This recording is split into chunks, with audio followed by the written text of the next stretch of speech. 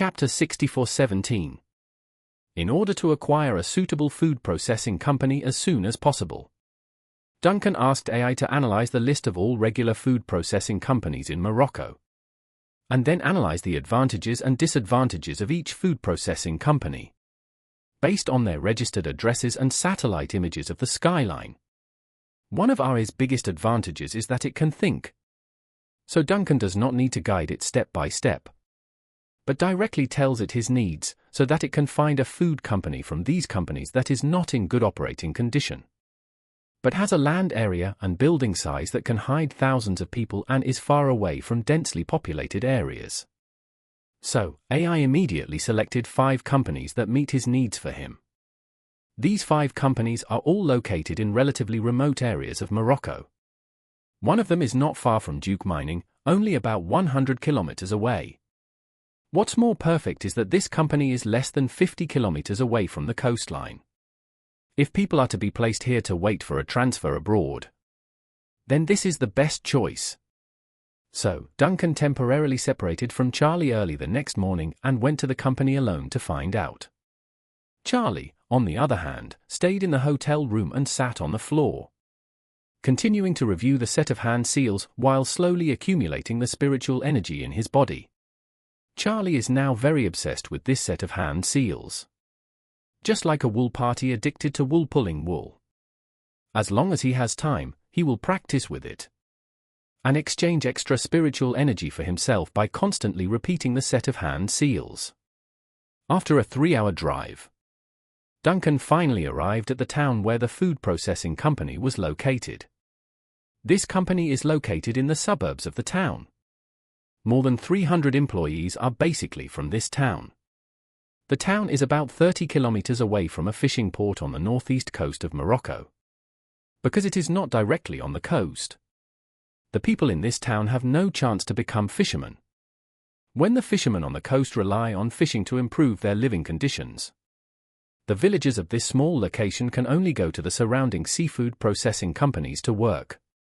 The company selected by Duncan is a private enterprise, specializing in the production of seafood processed foods, especially canned sardines. Morocco is the country that exports the most sardines in the world. There are at least hundreds or thousands of companies in the country that survive by producing canned sardines and other seafood products.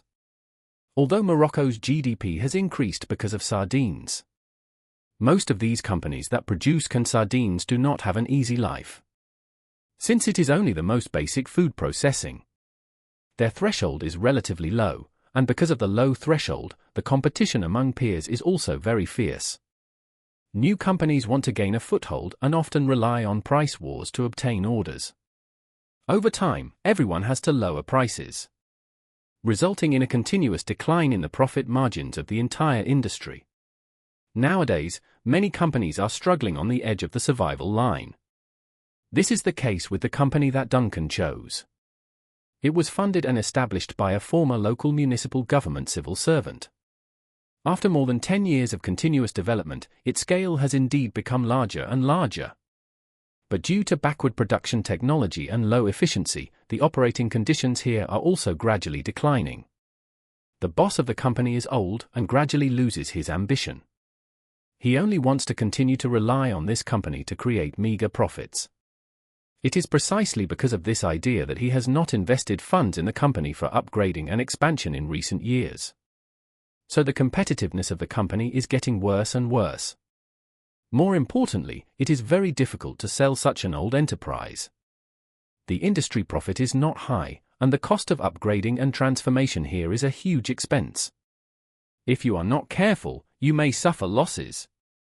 No one wants to take this risk. Duncan also saw another natural advantage of seafood food processing enterprises. That is, they must have vehicles to transport raw materials constantly shuttling between the factory and the dock. Once Charlie wants to transport those dead men quietly, the sea route is the only reliable option. Then, through the disguise of the seafood food processing factory, he can use the vehicles going back and forth to the fishing port to continuously send people away. So comprehensively speaking, this enterprise is the best choice. When Duncan arrived at the door of this food processing enterprise, he found that this enterprise did not even have a security guard. The shabby door was always open. From the outside, the scale of the factory building was large. But it was indeed a bit old and looked rather dilapidated as a whole. The area that first entered the door was an open space of about 3,000 or 4,000 square meters, where a shabby Fiat car, various bicycles, and a small number of simple motorcycles that were modified beyond recognition were parked.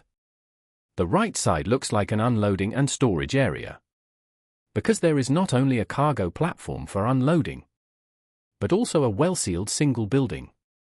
Duncan speculated that it should be cold storage for storing raw materials. There happened to be a truck parked in front of the cargo platform, and several loaders were carrying fresh seafood covered with ice from it, and moving it into the cold storage at the back. The back of the cold storage is connected to the largest single factory building, which should be the processing production line. There is a similar cargo platform on the left side, and there is also a closed building behind this cargo platform. Duncan speculated that this should be the storage and loading area for finished products. When Duncan came to the door of the largest factory building in the middle, the roar inside was deafening, because canned food needs to be heated for production and sterilized. The huge door has been rolling out humid heat waves. It was not until Duncan walked into the factory that someone finally noticed this strange face. Someone came forward and questioned him cautiously in the local language. Duncan saw that he looked like an ordinary worker, so he took out a $10 bill and handed it to him. "Where is your boss? I want to see him." The other party did not understand English or French, but he had heard the word boss, so he immediately realized that Duncan wanted to see his boss. In addition, the other party was generous, and $10 was more than his daily salary. So he immediately made flattering gestures to Duncan, and enthusiastically took him to his boss's office. The boss's office is located in a 2-story house supported by a steel structure on the side of the factory. There are glass on all 4 sides, and the situation of the entire factory can be seen at a glance. Seeing that the employee brought a stranger, the boss was also a little surprised. So he began to look at Duncan from a distance. Although Duncan, in disguise, could not be seen, he still had an Asian face. Almost all the people in this factory and its upstream and downstream were Moroccans, so it was rare to see Asians here. Duncan had investigated the background of the boss before coming. He was 61 years old this year. He was originally a civil servant who went out of the local area to work in the next-level city government department. Later, because he felt that the seafood processing industry had a future, he resigned and went into business.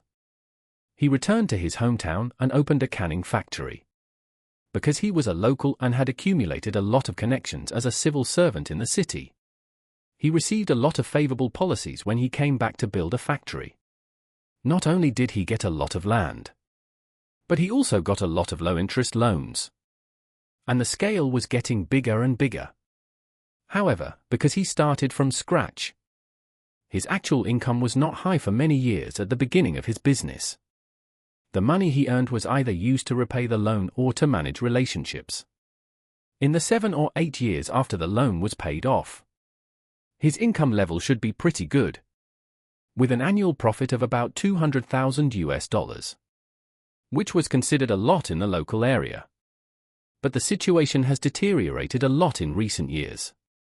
His annual profit has shrunk to only $30,000 to $50,000, because he knew that the other party had a civil servant resume.